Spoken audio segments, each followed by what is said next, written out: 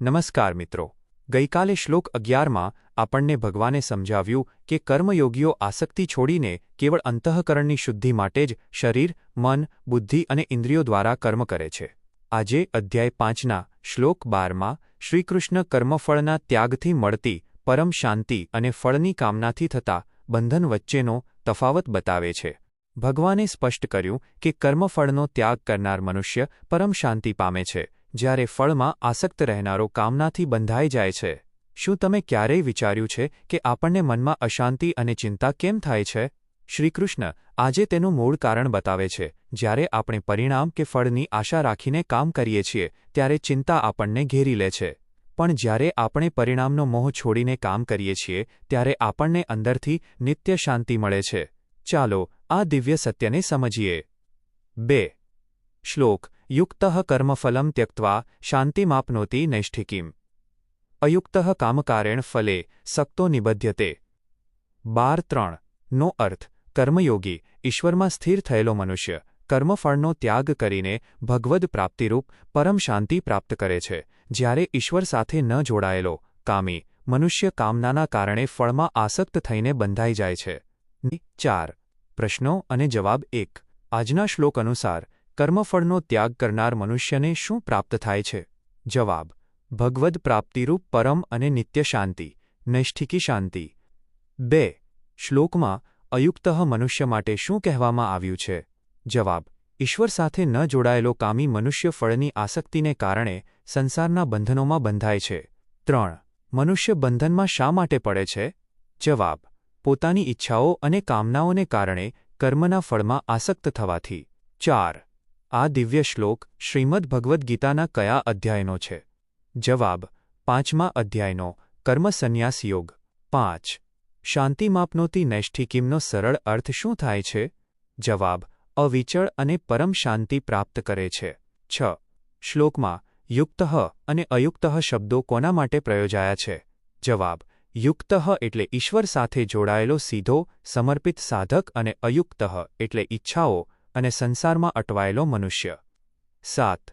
સાચી શાંતિ મેળવવા માટે કઈ બાબતનો ત્યાગ જરૂરી છે? જવાબ: કર્મના ફળની આશા અને સ્વાર્થનો ત્યાગ. 8. કામકારેણ શબ્દનો શ્લોકમાં શો અર્થ થાય છે? જવાબ: ઈચ્છાઓ કે કામનાઓની પ્રેરણાથી. 9. આજના શ્લોક મુજબ અશાંતિનું મુખ્ય કારણ શું છે? જવાબ: ફળમાં આસક્તિ અને ઈચ્છાપૂર્તિનો આગ્રહ. 10.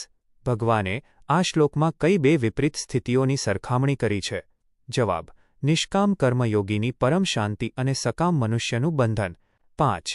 જીવનનો ઉદ્દેશ શ્લોકના આધારે. આજના શ્લોકમાં ભગવાન શ્રીકૃષ્ણ આપણને માનસિક અશાંતિ અને તણાવમાંથી મુક્ત થઈને સદા પ્રસન્ન રહેવાનો સુવર્ણ નિયમ બતાવે છે.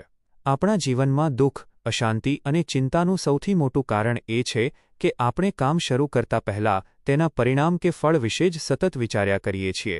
જ્યારે આપણે ઈચ્છીએ છીએ તે મુજબ પરિણામ નથી મળતું ત્યારે આપણને ક્રોધ, નિરાશા અને માનસિક તણાવ થાય છે. આ જ ફળની આસક્તિ આપણને સંસાર અને કર્મની ઝંઝટમાં બાંધી રાખે છે. પરંતુ શ્રીકૃષ્ણ કહે છે કે જે મનુષ્ય ફળની ચિંતા છોડીને કેવળ પોતાના કર્તવ્ય પર લક્ષ્ય આપે છે તેને એક એવી આંતરિક શાંતિ મળે છે જે ક્યારેય ભંગ થતી નથી. આપણા રોજિંદા વ્યવહારિક જીવનમાં આ શ્લોકનો સચોટ ઉદ્દેશ્ય એ છે કે આપણે આપણી જવાબદારીઓ, નોકરી કે અભ્યાસ પૂરી નિષ્ઠા અને પ્રમાણિકતાથી કરીએ, પરંતુ પરિણામનો નિર્ણય ઈશ્વર પર છોડી દઈએ. જ્યારે તમે પરિણામ જે આવે તે સ્વીકાર્ય છે એવા સંભાવમાં આવી જાઓ છો ત્યારે તમને નિષ્ફળતાનો ભય સતાવતો નથી. તેથી જીવનનો સાચો ઉદ્દેશ્ય ઈચ્છાઓના દાસ બનવાનું છોડીને પોતાના કર્તવ્યમાં સ્થિર થવાનો છે. જ્યારે તમે પરિણામનો મોહ છોડીને ઈશ્વરાર્પણ ભાવથી કામ કરશો ત્યારે તમે ચિંતા અને બંધનોમાંથી મુક્ત થઈને પરમ શાંતિ અને પ્રસન્નતાનો અનુભવ કરશો. 6. નિષ્કર્ષ ફળની આસક્તિ છોડીને સમર્પણ ભાવથી કામ કરવું એ જ મનુષ્યને પરમ શાંતિ તરફ લઈ જનારો સાચો માર્ગ છે.